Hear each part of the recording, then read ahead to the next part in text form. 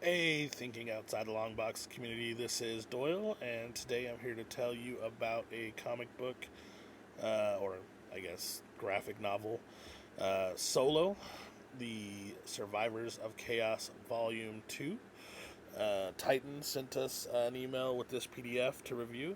I believe it comes out, the English version comes out here in July. I was looking at Comixology and did notice that there are several other volumes of this comic, so it looks like it's just being reproduced and repackaged for an English audience right now. So if you're French or whatever, you may have read it before. I don't know. Or maybe it came out in English in individual comics. I'm really not sure. But I'm just talking to you from my perspective, from what I've read and what we received. So, um, yeah, it's kind of just going to be laid back. I want to apologize if you hear any background noise. It's super duper hot. I mean, I live in an attic, and it's like 100 degrees and like 70 degrees at night. And I'm just not turning off the air conditioner because I'm not going to burn alive to do this. Also, I probably will be vaping, so hide your children, hide your wife, if that kind of thing offends you. But yeah. Um, First things first, I gotta be honest with like my comic book reviews or movie reviews. We interview a lot of different actors from the movies that we watch and shows that we watch, and I don't know if I'll ever talk to anyone from Titan or Oscar Martin himself, but I did not enjoy volume 2 of this comic book the way that it was presented to me. So that being said, I don't want you to go away from this thinking I didn't like the comic book, because I really did. And I'll get to how that evolved. But just reading Volume 2 as it's coming out on July 15th, because that'll be something that you can pick up on its own. And it has cool cover art, and it looks pretty sweet.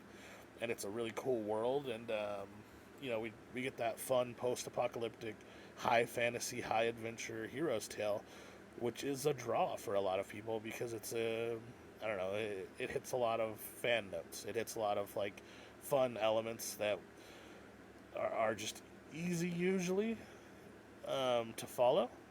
It's usually something you can jump right on board with and not know where you're at, and rock'em sock'em sword swashbuckling and fun times, and you're right in there from a lot of different comic book providers. So that being said, this story isn't that.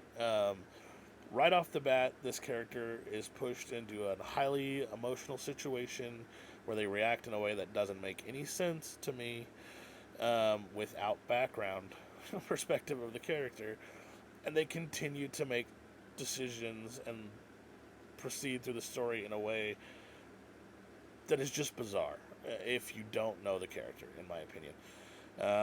Every time I think he's going to take a left, metaphorically, he takes a right. If I think he's going to take a right, he takes a left. He zigs when he should have zags.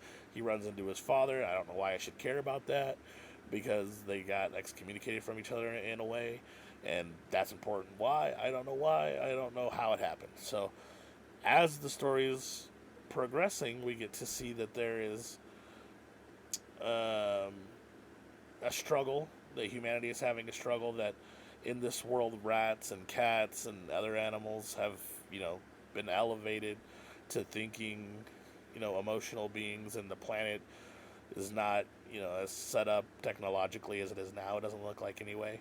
And so it's kind of a different world with a bunch of, I guess, apex species competing for resources, is what I get the vibe of, anyway. Could be off on that, but pretty sure that's how it's playing out. They do provide a bunch of like cool like character sheets at the end of the comic, different species, different looks at those species, and how they interact with the world. And I love extras like that. I'm a huge sucker for content, but it does nothing to explain what's happening in Volume 2 of the comic, and therefore when I got to that, I was just like, okay. That was a thing that happened and then resolved itself in a way that felt really rushed to me. So I was like, yeah, I don't know about this. Again, I felt bad because I don't want to be one of those people who get like well, I do. I just want to be honest with my review, but it sucks that someone sends you something. They're like, "What do you think?" And you're like, "I hate it," but I will say that the artwork and the writing was good enough in itself, um, that I looked forward to the first volume of this comic, and um, it wasn't particularly easy to get. I mean, it is because it's clicks. Like I had to do 3 more clicks than the 2 clicks I was expecting, and I only say that in case you have to go on the same voyage I did, because I found it in Comixology, but I couldn't find it in English. And then I could find it in English on Amazon, and Amazon is obviously hooked up to Comixology, so if you have an Amazon account and a Comixology account, you're probably connected, or if not, you can connect them. And if you buy it on Amazon, then you can read it in English on Comixology, even though I couldn't figure out a way to just purchase it in English through Comixology. So, again, it's kind of convoluted, but I'm just letting you know in case you have to go down the same rabbit hole I did to read the volume 1. But if you do, and if you take the time, and if you're willing to explore the Survivors of Chaos from volume 1 through volume 2, I think you get a very well-rounded perspective of who Solo is as a rat person character. The emotional distress they've gone through their entire life, from feeling rejected from their house because there's just not enough resources to sustain him and his siblings, to growing up in this like physically demanding environment that is very deadly, to being a gladiator forced to kill people. He's a slave at one point. You get to see him as a person. You get to see the baggage that those situations would create, and then these like weird emotional decisions that he's making in volume 2 start to make sense. Why he wouldn't feel comfortable in this situation where he should be comfortable, and why he wouldn't be able to accept these, the love that he has found with this female character inside the comic. And so the story becomes very well rounded and very good to me, if you're willing to take the time and effort to read it from the beginning. If you're not, and you're just picking it up as packaged volume 2, I think you're going to be a little bit lost, and I don't think that you'll respect the material as much as it deserves. Like, I think Oscar Martin's done a really good job of writing this comic book and exploring this this character and their perspective, but that's just my opinion. I don't want to put you off it if you're just going to pick up volume 2. It is fun, like swashbuckling tale in parts, and it's not swashbuckling. I mean, he has a sword, I guess. I mean, swashbuckling, but in parts, it's just that, and that's good enough for a lot of people. So maybe it's good enough for you. I don't know, but for me, without volume 1, volume 2 is not a read. Like, I didn't enjoy it. I wasn't a fan of it.